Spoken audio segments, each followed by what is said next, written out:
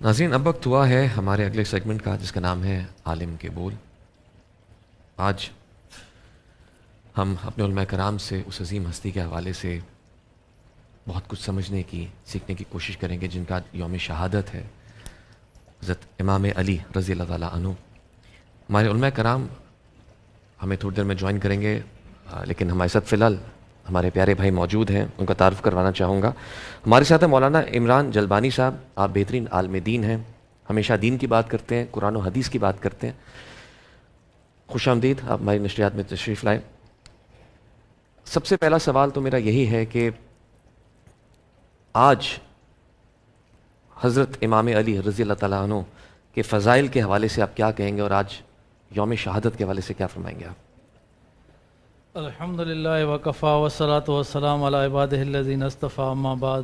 سب سے پہلے میں آپ کا تہہ دل سے مشکور اور ممنون ہوں، اور آپ کے توسط سے، آپ کے چینل کے توسط سے سب سامعین ناظرین کو سلام عرض کرتا ہوں۔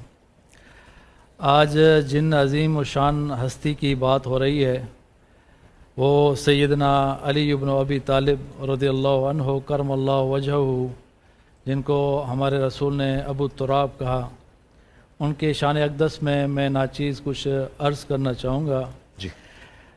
آپ سراپا علم تھے، اور علم کا پہاڑ جیسے ہوتا ہے، یتفجر العلم من جوانبہ، جیسے علم کا چشمہ پھوٹتا ہے، اس طرح آپ جب بات فرماتے تھے علم بخیر ہوتے۔ آپ صلی اللہ علیہ وسلم نے یوں فرمایا، انا مدینۃ العلم وعلی بابہ، اگر میں علم کا دروازہ ہوں، اور اگر میں علم کا شہر ہوں تو علی اس کا دروازہ ہے۔ اور شجاعت کے پیکر تھے آپ۔ ایک مارکہ ہے، خندق کی لڑائی، 6 میل بڑی خندق کھودی گئی تھی، اس کو کوئی عبور نہیں کر سکا، تو عمر ابن عبد ود ایک بہت بڑا طاقتور کافر تھا، 1000 کے مقابلے میں آتا تھا۔ جب وہ گھوڑے پہ بیٹھتا اس کے پاؤں زمین پہ لگتے، وہ پار کر کے پہنچ گیا، تو اس نے ایک آواز لگائی، میں یبارس، کون ہے کہ آپ میں سے مجھ سے لڑے؟ تو حضرت علی رضی اللہ عنہ کھڑے ہو گئے، تو انہوں نے کہا انا لہو یا نبی اللہ، اللہ کے نبی مجھے اجازت ہے، میں ان سے لڑوں گا۔ تو آپ نے فرمایا اجلس انہ عمر، بیٹھ جا کے وہ عمر ہے۔ پھر اس نے ایک آواز لگائی کہ افلا تبرزون الی رجلا، تمہارے پاس ایسا کوئی مرد نہیں جو مجھ سے لڑ سکے؟ جو تم کہتے ہو کہ بچ گئے تو غازی اور مر گئے تو شہید، وہ کدھر ہیں؟ تو پھر حضرت علی رضی اللہ عنہ کھڑے ہوئے، تو انہوں نے کہا انا لہو یا نبی اللہ، اے اللہ کے نبی آپ مجھے اجازت دیں۔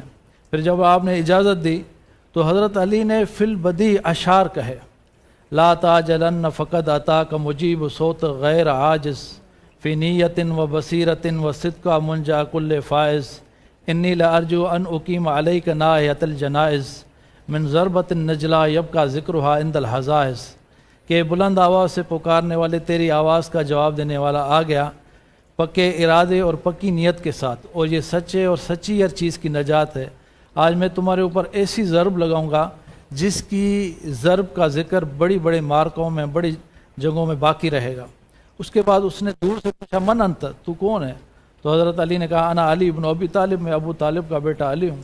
تو اس نے کہا لما یا ابن اخی ما اريد ان اقتلک، میں نہیں چاہتا آج تمہیں مار دوں۔ تو حضرت علی نے کہا ولکنی اريد ان اقتلک، میں چاہتا ہوں تجھے آج میں مار دوں۔ تو وہ آگے سے بڑھتا ہے، فنزل من خیلہ کانہ شعلۃ من النار، جیسے آگ کا انگار ہو۔ ادھر سے حضرت علی آتے ہیں، اس نے وار کیا تو حضرت علی کی زرہ ٹوٹ گئی۔ ادھر سے حضرت علی رضی اللہ عنہ وار کرتے ہیں کرم اللہ وجہہ، تو اس کے 2 ٹکڑے ہو جاتے ہیں۔ پھر حضرت علی فی البدی اشعار کہتے ہیں، علی تقتحم الفوارس ہاکذا انی وانہم اخر اصحابی، اليوم یمنع الفرار حفیظتی، مصمم فی راسی لیس منابی، عبد الحجارت من صفات رائی، وعبدت رب محمد من ثوابی، لا تحسبن اللہ خاذل دینہ ونبیہ یا معاشر الاحزاب۔ یہ فی البدی اشعار انہوں نے کہے۔ تو یہ حضرت علی رضی اللہ عنہ کے بے شمار فضائل ہیں، بے شمار ان کے شجاعت کے۔ تو حضرت علی رضی اللہ عنہ جی کرم اللہ وجہہ، جن کے فضائل یہ ہیں کہ ہمارے رسول نے یوں فرمایا کہ تو میرے لیے ایسا ہے جیسے موسیٰ کے لیے ہارون ہے، اور آپ نے فرمایا اترضی ان یکون منزلک مقام من منزلی فی الجنہ، اے علی کیا تو اس چیز پہ راضی ہے کہ تیرا گھر جنت میں میرے گھر کے سامنے ہو. فبکا علی وقال رضیت یا رسول اللہ. اور السلام علیکم. حضرت علی رو پڑے اور انہوں نے کہا میں اس چیز پہ راضی ہوں. جی ایک مرتبہ آپ نے فرمایا, حضرت علی رضی اللہ عنہ سوئے ہوئے تھے, اما فاطمہ موجود تھی, تو آپ نے فرمایا انا وہذہ وہذان وہذا راکد, میں اور یہ میری بیٹی فاطمہ اور یہ دونوں حسن اور حسین اور یہ سویا ہوا علی ایک جگہ پہ ساتھ ہوں گے جنت میں, ہم پانچوں ایک جگہ پہ ساتھ ہوں گے. تو آج سیدنا علی کرم اللہ وجہ رضی اللہ عنہ کی یوم شہادت 21 رمضان ہے, اور آپ صلی اللہ علیہ وسلم نے آپ کو بشارت دی. ایک مرتبہ حضرت علی رضی اللہ عنہ کہنے لگے مجھے لگتا ہے یا رسول اللہ میرے اوپر موت آ جائے گی, بیمار تھے. تو آپ نے فرمایا نہیں, جس دن تیرے سر سے خون بہے گا اور یہ تیری داڑھی رنگین ہوگی اس دن تیری موت آئے گی. تو حضرت علی رضی اللہ عنہ جب فجر کی نماز میں جا رہے تھے اور پیچھے سے عبد الرحمن بن ملجم نے وار کیا تھا, تو انہوں نے یہی جملہ فرمایا فزت و رب کعبہ, رب کعبہ کی قسم میں آج کامیاب. تو وہ جملہ یاد آ گیا آپ صلی اللہ علیہ وسلم کا کہ جب تیری داڑھی رنگین ہوگی خون سے تو تیری شہادت ہوگی. تو آج اس عظیم و شان ہستی کے بارے میں انشاءاللہ بات ہوگی. ناظرین, ہمارے باقی علماء کرام ہمیں جوائن کر چکے ہیں, میں ان کا تعارف کروانا چاہوں گا. ہمارے ساتھ حجت الاسلام والمسلمین قبلہ محمد امین شہیدی صاحب موجود ہیں. آپ جید عالم دین ہیں, بہت شائستگی سے گفتگو فرماتے ہیں, اپنے علمی گفتگو کی وجہ سے پہچانے جاتے ہیں اور علم باعمل ہیں. السلام علیکم, خوش آمدید. ہمارے ساتھ موجود ہیں علامہ نسیم احمد صدیقی صاحب, پچھلے عشرے میں بھی ہمارے ساتھ موجود تھے اور ان کی علمی گفتگو سے مستفید ہوتے رہے, انشاءاللہ آگے بھی سلسلہ جاری رہے گا. میں چاہوں گا علامہ صاحب آپ سے سوال قبلہ آپ سے سوال پوچھوں کہ آج کے دن کی مناسبت سے, آج اس عظیم ہستی کا یوم شہادت ہے, ان کے فضائل کے حوالے سے اور اس دن کے حوالے سے کیا فرمائیں گے آپ؟ بسم اللہ الرحمن الرحیم. میں سب سے پہلے آپ کے اس پروگرام کے توسط سے تمام آپ کے ناظرین کو, تمام عالم اسلام کو آج کے اس عظیم دن اور مصیبت عظمیٰ کے حوالے سے تسلیت عرض کروں گا. دیکھیں, امیر المؤمنین علی ابن ابی طالب علیہ السلام تاریخ انسانی میں وہ شخصیت ہے جن کے بارے میں دو بالکل متضاد قسم کے معاشرے وجود میں آئے. ایک وہ لوگوں کا طبقہ جنہوں نے ان کو اتنا بڑھا دیا کہ خدا بنا دیا, ایک وہ طبقہ جنہوں نے ان کو اتنا گھٹا دیا کہ انسان کے تصور سے باہر ہے.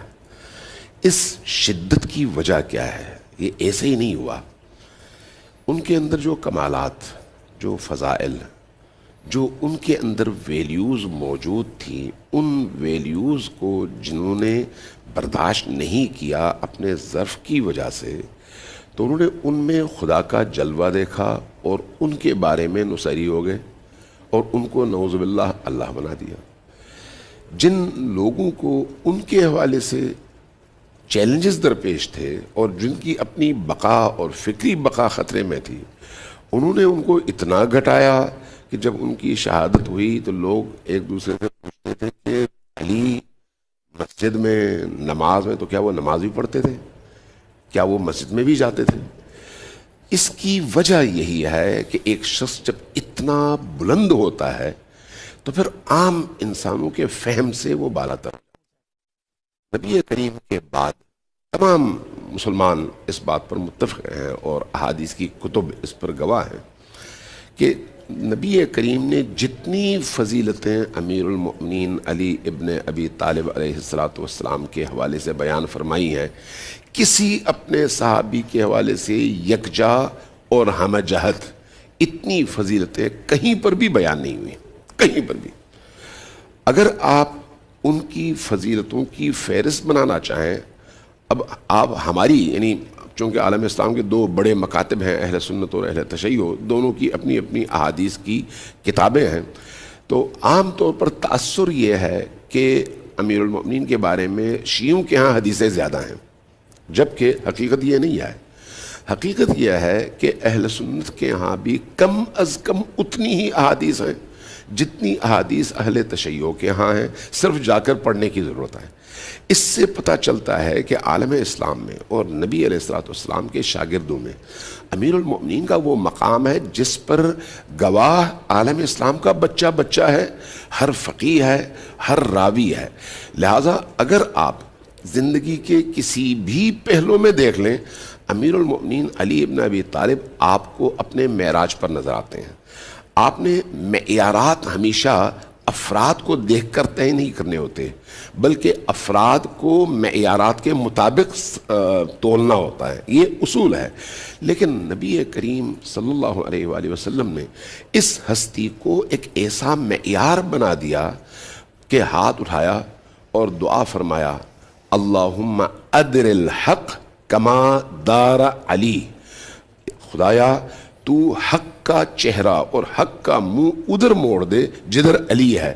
یعنی حق کو معیار بننا چاہیے تھا علی کے لیے، لیکن علی کو معیار بنایا حق کی شناخت کے لیے۔ یہ کوئی چھوٹی بات نہیں ہے، جو اہل فکر ہیں وہ اس بات کو سمجھ سکتے ہیں کہ میں اگر اپنے آپ کو درست ثابت کرنا چاہوں تو سچائی کے پیمانے میں مجھے تولنا پڑے گا کہ میں اس پر پورا اترتا ہوں یا نہیں۔ لیکن اگر سچ کو تولنا ہو اور اس کے لیے علی کو پیمانہ بنا دیا جائے، عدل کو تولنا ہو اور اس کے لیے علی کو پیمانہ بنا دیا جائے، حق کو تولنا ہو اور اس کے لیے علی کو پیمانہ بنا دیا جائے، تو اس سے اندازہ ہوتا ہے کہ علی کس مقام کی حامل ہستی ہیں۔ لہٰذا ہم عملی طور پر دنیا میں یہ دیکھتے ہیں کہ جب آج کے دن امیر المؤمنین کی شہادت ہوئی تو جن لوگوں نے، وہی خوارج تھے جو نہروان کی جنگ سے کچھ لوگ بچ گئے، اور ان میں سے ایک فرد عبد الرحمن ابن ملجم تھا جس نے آ کر یہ نجس ترین کام انجام دیا۔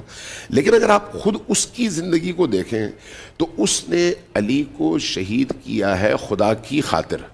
اب آپ اس سے اندازہ لگا لیں کہ علی کا بغض، علی کی نفرت انسان کو کہاں پہنچا دیتی ہے کہ خدا سمجھ کر شیطان کی پرستی شروع کر دیتا ہے اور خدا کا حکم سمجھ کر خدا سے لڑنا شروع کر دیتا ہے۔ علی جو خدا کی حجت کا نام ہے، علی جو خلیفۃ اللہ فی الارض ہیں، علی جو رسول اللہ کے جانشین ہیں، علی جو خلیفۃ المسلمین ہیں، علی جو بولتے قرآن ہیں، علی جو خود معیار حق ہیں، علی جو نبی کے بھائی بھی ہیں اور نور رسالت کا حصہ بھی ہیں، علی وہ شخصیت جن کے بارے میں اللہ کے رسول نے فرمایا کہ انا وعلی من نور واحد۔ اہل سنت اور اہل تشیع دونوں کی روایت ہے کہ علی اور میں ایک ہی نور کے دو حصے ہیں۔ اب آپ اس سے اندازہ لگائیں کہ اس مقام پر فائز علی کو قتل کرنے والے اتنے گمراہ تھے، اتنے گمگشتے راہ تھے اور اللہ سے دور تھے کہ اللہ کی عبودیت اور بندگی سمجھ کر اللہ کی حجت کو قتل کر رہے تھے۔ بہت اچھے طریقے سے آپ نے بیان فرمایا۔ ناظرین، اس وقت ہمیں بریک کی طرف جانا ہے، حاضر ہوتے ہیں وقفے کے بعد، پھر باقی علماء کرام سے گفتگو جاری رکھیں گے۔ دیکھتے رہیے رمضان میں بول آن بول انٹرٹینمنٹ۔ جی ناظرین، تو ہم بریک سے پہلے بات کر رہے تھے ہمارے سیگمنٹ عالم کے بول میں ہمارے علماء کرام سے۔ ہم چاہتے ہیں کہ علامہ نسیم احمد صدیقی صاحب آج کے حساب سے بات کریں۔ بسم اللہ الرحمن الرحیم۔ آج کا عنوان بڑا خوبصورت ہے، کیونکہ اللہ کی نشانیوں میں سے ایک نشانی حضرت مولا علی مشکل کشا رضی اللہ تعالیٰ عنہ علیہ السلام، ان کی شہادت کا ذکر ہے۔ آج کا دن ہر جگہ عالم اسلام میں انہیں یاد کیا جاتا ہے۔ بھی تھوڑی دیر پہلے علامہ صاحب جو بات فرما رہے تھے، اس اعتبار سے ہمارے یہاں بھی اہل سنت و جماعت میں جی آپ کی ذات جو ہے وہ سب کو اتحاد کی دعوت دیتی ہوئی نظر آتی ہے، اور ہم تو قرآن مجید کے سورہ رحمان کی ایک آیت مقدسہ مرج البحرین یلتقیان، اس کی تفسیر جب دیکھتے ہیں کہ شیخ اکبر محی الدین ابن عربی رحمت اللہ تعالی علیہ انہوں نے یہ کیے کہ یہاں جو دو سمندروں کا ذکر ہے، اگرچہ جغرافیائی اعتبار سے ایسے دو سمندر پائے جاتے ہیں اسپین سے کیسا بلانکا کے درمیان میں، اٹلانٹک اوشین میں، کہ جن کی دو علیحدہ علیحدہ رنگت ہے، جی بالکل، لیکن وہ کہتے ہیں کہ اس سے دو ذاتیں مراد ہیں، ایک اللہ کے پیارے حبیب علیہ الصلوۃ والسلام کی چہیتی صاحبزادی حضرت سیدۃ النساء فی الدنیا و فی الآخرہ و فی الجنہ حضرت فاطمۃ الزہرا سلام اللہ تعالی علیہا، اور دوسری ذات مراد ہے حضرت مولا علی مشکل کشا رضی اللہ تعالیٰ عنہ وکرم اللہ تعالی وجہ الکریم، کہ جب یہ دونوں ذاتیں آپس میں ملتی ہیں، رشتہ ازدواج سے منسلک ہوتی ہیں، تو اس کے بعد دیکھیے کہ یہیں سے اللہ تعالیٰ نے فرمایا موتی اور مرجان نکلتے ہیں، یخرج منہم اللؤلؤ والمرجان۔ تو یہ جو حضرات حسنین کریمین ہیں یہ موتی اور مرجان کی صورت میں ہیں۔ تو حضرت مولا علی مشکل کشا رضی اللہ تعالیٰ عنہ، ان کا یہ خاص وصف ہے کہ پیارے آقا علیہ الصلوۃ والسلام نے ان کی شان میں بکثرت فضیلت کے اعتبار سے، ان کے محاسن اور مراتب کے اعتبار سے بہت کچھ بیان فرمایا۔ قرآن مجید میں 300 سے زیادہ آیات مقدسہ حضرت علی کے فضائل میں ملتی ہیں، اسی طرح احادیث مبارکہ 316 سے زیادہ حضرت علی کے فضائل میں ملتی ہیں، اور ایک جگہ تو فصاحت بلاغت کا یعنی یوں سمجھ لیجئے کہ عروج نظر آتا ہے کہ پیارے آقا علیہ الصلوۃ والسلام رسول اکرم نبی محتشم نے فرمایا شروع میں حضرت علی کا نام آتا ہے تو آخر میں بھی حضرت علی کا ہی ذکر آتا ہے، تو فرمایا العلی مع القرآن والقرآن مع العلی، الحق مع العلی والحق مع العلی، اس طریقے سے کہ حق علی کے ساتھ ہے، علی حق کے ساتھ ہے، قرآن علی کے ساتھ ہے، علی قرآن کے ساتھ ہے، ایمان علی کے ساتھ ہے، علی ایمان کے ساتھ ہے، یقین علی کے ساتھ ہے، علی یقین کے ساتھ ہے۔ تو اس طور پر یعنی پہلا کلمہ بھی اسم ذات حضرت مولا علی مشکل کشا حیدر کرار، اور آخر کا کلمہ بھی آپ ہی کے نام پر ختم ہوتا ہے، اور یہ اتنی کثرت کے ساتھ احادیث ہمیں ملتی ہیں، اس کو بیان کیا گیا۔ اور خاص طور پر ہمارے یہاں محدث ابن حجر مکی نے الصواعق المحرقہ میں ان تمام احادیث کو جمع کر دیا ہے۔ پیارے آقا علیہ الصلوۃ والسلام نے حضرت مولا علی مشکل کشا رضی اللہ تعالی عنہ سے وہ محبت رکھی کہ کسی بھی مہم پر اگر روانہ کر دیا، اور بھی اصحاب جایا کرتے تھے لیکن آرام سے اپنے حجروں میں آپ کسی بھی زوجہ کے یہاں قیام فرماتے تھے، لیکن جب حضرت مولا علی مشکل کشا کو بھیجا کرتے تھے تو حجرے سے بار بار باہر آتے تھے، مدینہ المنورہ کے مضافات میں دیکھا کرتے تھے، اور اگر کوئی پوچھ لے کہ کیا دیکھ رہے ہیں تو فرمایا میں نے علی کو یہاں بھیجا ہے نا، علی کی خبر لینے کے لیے یہاں کھڑا ہوں کہ علی کی طرف سے کوئی خبر آ جائے، کوئی اطلاع آ جائے۔ پیارے آقا علیہ الصلوۃ والسلام نے حضرت علی کو اس موقع سے کہ جب دین اسلام کے ابلاغ کے لیے اللہ تعالیٰ نے سورۃ المدثر کو نازل فرمایا تھا، یا ایھا المدثر قم فانذر، اے چادر اوڑھ کر اپنے حسن و جمال کی رانائی بکھیرنے والے محبوب کھڑے ہو جاؤ، لوگوں کو ڈراؤ، اور اس ضمن میں اپنے ددیال سے رابطہ قائم کرو۔ ددیال سے مراد یعنی اپنے والد کے بھائی سے، بہن سے، اپنے دادا کی اولاد سے۔ تو حضرت مولا علی کو نیابت کا حق دیا اور کہا جا کر سب کو بلاؤ کہ میں نے بلایا ہے۔ اب حضرت علی نے کیا کہنا تھا، خالہ زاد بھائی کی آغوش میں پل رہے ہیں، تو اپنے والد کو بھی جا کے دعوت دی، جناب ابو طالب کو۔ انہوں نے کہا کس نے بلایا ہے؟ کہا میرے مولا نے بلایا ہے۔ یہ نہیں کہا کہ میرے برادر نے بلایا ہے، میرے مولا نے بلایا ہے۔ اور حضور علیہ الصلوۃ والسلام نے اسی لیے جب یمن کے لوگ شکایت کر رہے تھے تو غدیر خم کے مقام پر حضرت علی کو مولا مولا مولا کہنے کا صلہ یہ دیا کہ اے علی اب میں قیامت تک کے لیے اپنی امت کے لیے تم کو مولا بنا کر جا رہا ہوں۔ من کنت مولا ہو فہذا علی مولا، ہاذا کی قید لگائی ہے کہ یہ علی مراد ہے، کوئی اور علی نہیں۔ علامہ صاحب سوال ہی میرا یہ تھا کہ مشکل کشا اور مولا والا وہ آپ نے آلریڈی جواب دے دیا۔ جی اچھا، میں امین شہیدی صاحب آپ سے ایک سوال پوچھنا چاہتا ہوں۔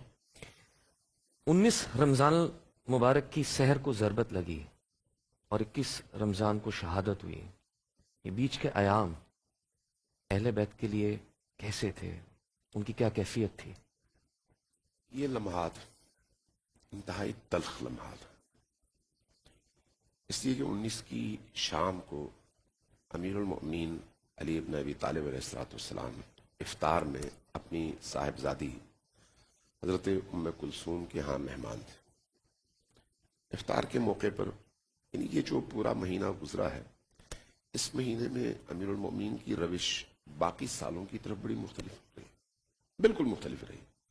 اس دفعہ بار بار یہ فرماتے تھے کہ یہ وہی مہینہ ہے جس میں میرے سر کے خون سے میری داڑھی رنگین ہوگی، یہ وہی مہینہ ہے جس میں میں نے لوٹ کر اللہ کی بارگاہ میں جاؤں، یہ وہی مہینہ ہے جس کا وعدہ مجھ سے میرے بھائی رسول خدا نے فرمایا تھا۔ لہٰذا جب 18 اور 19 کی درمیانی رات افطار پہ تشریف فرما تھے تو افطار کے دسترخوان پہ دودھ آیا، روٹی آئی، نمک، یہ 3 چیزیں۔ امیر المومنین کی جب نگاہ پڑی ان 3 چیزوں پر تو بیٹی سے مخاطب ہو کر فرمایا کہ بیٹی، تم نے کب مجھے ایک سے زیادہ چیز کھاتے دیکھا ہے جو یہ 3 چیزیں لے کر آئی ہیں؟ ان میں سے کوئی ایک چیز اٹھا لو، روٹی کے ساتھ میں دوسری چیز کھا لوں۔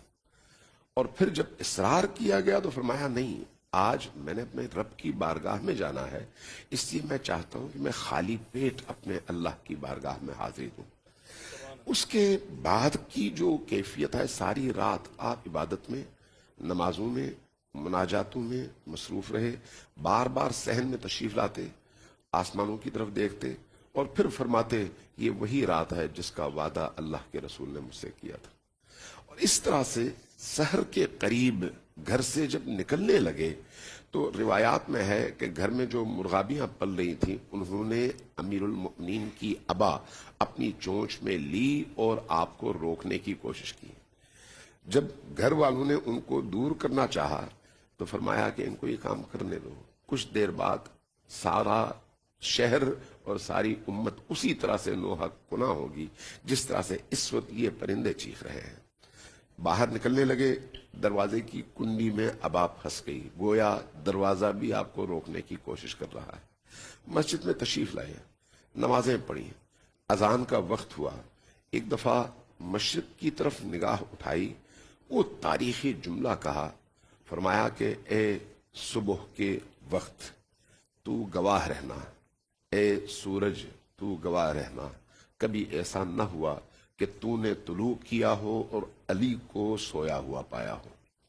علی ہمیشہ رات کے اس پہر اللہ کی بارگاہ میں جاگتا رہا اور عبادت کرتا رہا۔ اب آئے مسجد میں، اپنی نمازیں ادا کی۔ نماز کی پہلی رکعت ہے بعض روایات کے مطابق، اور اس پہلی رکعت میں جب ابن ملجم کے زہر سے بجھے ہوئے تلوار کا وار ہوا تو یہ پہلا موقع ہے جہاں پر علی کے سر اقدس پر وار ہوا اور علی اپنے چہرے کے بل اپنی سجدہ گاہ پر گرے۔ اس موقع پر ایک کوہرام برپا ہوا، لیکن تاریخی اعتبار سے یہ پہلا موقع ہے اور پہلا انسان ہے جس کی زبان سے وہ جملہ نکلا جو اس سے پہلے نہ کسی فرد بشر نے کہا اور نہ کسی اور میں یہ ہمت ہے کہ یہ جملہ ادا کر سکے، فزتو برب الکعبہ، رب کعبہ کی قسم آج علی کامیاب ہو گیا۔ یعنی اللہ کی بارگاہ میں زہر آلود تلوار سے وار سہ کر، خون آلود ہو کر اللہ کی بارگاہ میں حاضری دینا، یہ علی کی نگاہ میں دنیا کی سب سے بڑی کامیابی ہے۔ اس واقعے کے بعد جب آپ کو اپنی گود میں امام حسن نے لیا، آپ کا چہرہ خون سے تر تھا اور اس کیفیت میں کہ آپ کی صورت پر، آپ کی آنکھوں پر سر کا خون بہہ رہا تھا، آپ کی آنکھیں بند تھیں۔ اچانک آپ نے محسوس کیا کہ آپ کے گالوں پر کچھ قطرے گرے ہیں۔ آنکھ کھولنے کی کوشش کی، کیا دیکھا؟ امام حسن مجتبی رو رہے ہیں اور ان کی آنسوں کے قطرے آپ کے چہرے پر گر رہے ہیں۔ فرمایا کہ بیٹا حسن، رونا نہیں، یہ وہ موقع ہے جب میں دیکھ رہا ہوں کہ رسول کریم میرے استقبال کے لیے تشریف لائے ہوئے ہیں، تمہاری والدہ فاطمہ تشریف لائی ہوئی ہے، ہمارے چچا حمزہ تشریف لائے ہوئے ہیں، شہدائے بدر اور شہدائے احد تشریف لائے ہوئے ہیں، میں ان کی آغوش میں جا رہا ہوں، ان کا مہمان بن رہا ہوں۔ اس کیفیت میں آپ کو اٹھایا گیا اسی مسجد کی چٹائی کے اوپر اور گھر کی طرف لایا جا رہا تھا۔ گھر کے جب دروازے کے قریب پہنچے تو آپ نے دوبارہ زبان مبارک کھولی اور فرمایا کہ بچوں مجھے زمین پر رکھ دو اور مجھے اپنے ٹانگوں پر کھڑا ہونے دو۔ پوچھا گیا یا امیر المؤمنین آپ زخمی ہیں، خون بہت زیادہ بہہ چکا ہے، نقاہت ہے، آپ کھڑے نہیں ہو سکیں گے۔